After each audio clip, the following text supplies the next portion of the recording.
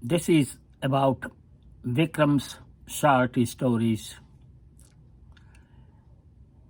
ये कहानी है एक ऐसे 18 साल लड़की की जिसकी शादी हो गई और वह अपने हस्बैंड के पास जाती है जिसको वह जानती भी नहीं थी, क्योंकि ये अरेंज मैरिज हुआ था और इस मैरिज में पेरेंट्स लड़के को देखे हुए थे और लड़के वाले घर लड़की को देखे हुए थे, लेकिन लड़की कभी भी अपने सो टू कॉल हस्बैंड को नहीं देखी थी। तो वो लड़की जो अपने घर में बड़ी हुई थी बचपन से लेकर के 18 साल तक, छोड़ रही थी शादी के बाद। गांव के लोग चारों तरफ घेरे हुए थे, उसको विदा कर रहे थे, लड़की रो रही थी। और उसके बाद में वो लड़की आती है अपने सो टू कॉल हस्बैंड के घर जाने के लिए। माँ बाप उस लड़की को विदा करते हैं। तो यहाँ देखिए इस कहानी में कि जो लड़की 18 साल की है, जिसको हमेशा हमेशा के लिए एक अनजान हस्बैंड के साथ भेज दिया जाता है, वो लड़की आती है अपने हस्बैंड के घर, जहाँ की वो एनकाउंटर करती है अपने इन लॉज को और रिलेटिव्स को, और उससे कहा जाता है कि ये कौन है फर्स्ट टाइम। तो इस कहानी में आप देखिए कि इस लड़की के लिए और कोई नहीं है जिसको वो जानती है एक्सेप्ट अपने हस्बैंड को, जो कि शादी में कहा गया था और शादी हुई थी।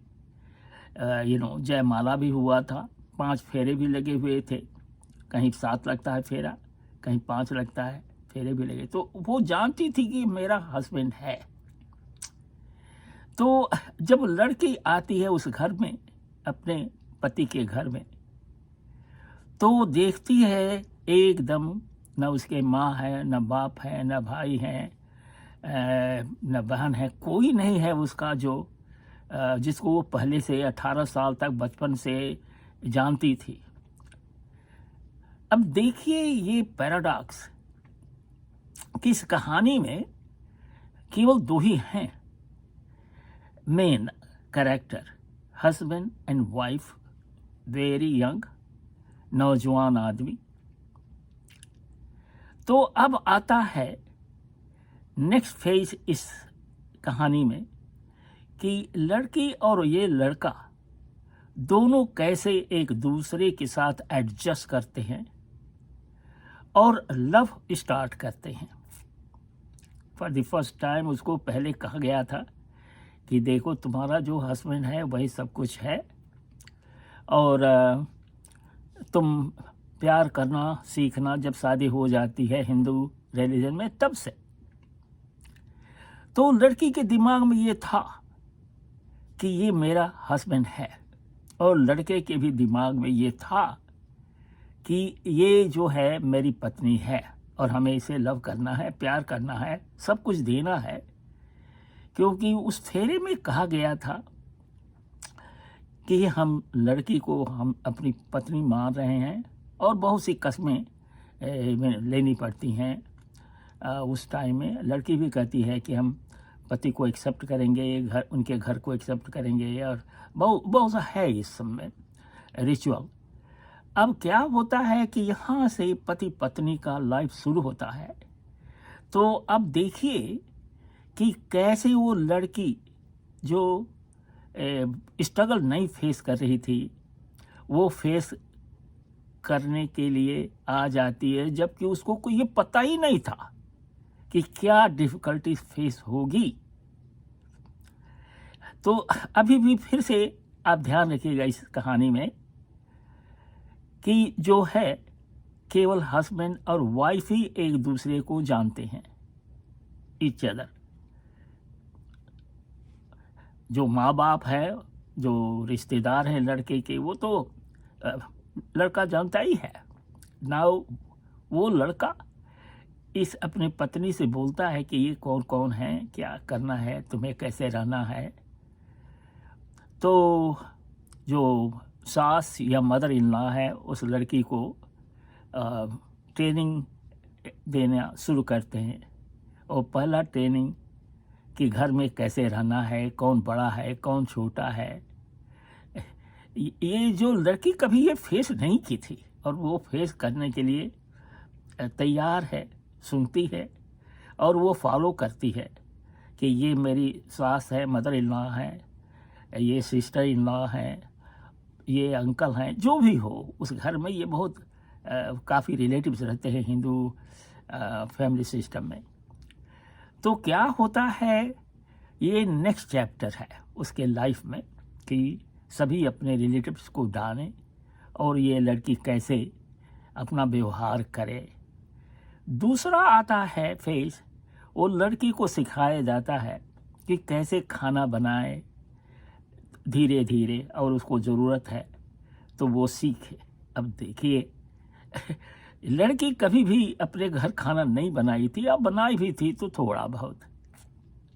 अब ये दूसरा फेज जब होता है तो लड़की सीखती है धीरे धीरे, और उसके क्रिटिक जो हैं, सम रिलेटिव्स जो हैं, कुछ रिलेटिव्स, वो उसको क्रिटिसाइज भी बैक के पीछे करते हैं, सामने नहीं करते, सामने सिखाते हैं। अब उसका थर्ड फेज आता है इस नई लड़की के जीवन में, वो है वो प्रेग्नेंट हो जाती है, उसको बच्चा होने वाला है, ये रियलाइज करती है कि वो माँ बनने वाली है। ये third phase of the story जो कहानी है, उसमें लड़की रियलाइज करती है कि मेरे को बच्चा होने वाला है, अब उसको कैसे हम प्रोटेक्ट करें। तो देखिए ये मदरहुड इस लड़की का, 18 साल की लड़की जो है अब 19वें साल में प्रेग्नेंट हो जाती है और अपने बच्चे के लिए सब कुछ करने के लिए सैक्रिफाइस तैयार है। ये मत खाओ, वो मत खाओ, हैवी चीज़ मत उठाओ, ताकि तुम्हारा कंसेप्शन बना रहे। तो इस थर्ड फेज के बाद चौथा फेज आता है कि वो बच्चा पैदा होना है। तो कहाँ बच्चा पैदा करे? इसमें मदर इन लॉ की फैमिली कहती है कि पहला बच्चा है तो यहीं पर बच्चा पैदा हो, जबकि लड़की के माँ बाप कहते हैं कि हमारे यहाँ बच्चा पैदा हो। एनीवे मामला यहीं हो जाता है, सुलझ जाता है, और उसके बाद में बच्चा वहीं पैदा होता है। तो अब समझिए कि नेक्स्ट फेज में क्या होता है। नेक्स्ट फेज में ये होता है कि यही लड़की अपने जीवन में जो कि खेलती कूदती थी, माँ बाप को छोड़ के आई थी, अब एक नए बच्चे की माँ बन गई है। उसको दूध पिलाती है, उसको केयर करती है, और फिर उसके बाद में उस चाइल्ड को, या हम बच्चे कह रहे हैं या हिंदी में बच्ची कहते हैं, जबकि वो फीमेल बच्चा हो, और अगर लड़का है तो सन बच्चा, तो बच्चा या बच्ची। उसके बाद में क्या होता है कि अब उसका जीवन और थोड़ा कॉम्प्लेक्स होता है, क्योंकि अब उसका जो है दूध जो है ब्रेस्ट मिल्क नहीं है, तो वो क्या करती है, अब उसको दूध चाहिए, और इन लॉ जो हैं वो कोशिश करते हैं कि उसको प्रोवाइड करें। और यहाँ एक और कॉम्प्लेक्स शुरू होता है, क्योंकि दूध इनफ नहीं है और बच्चे को दूध ही चाहिए।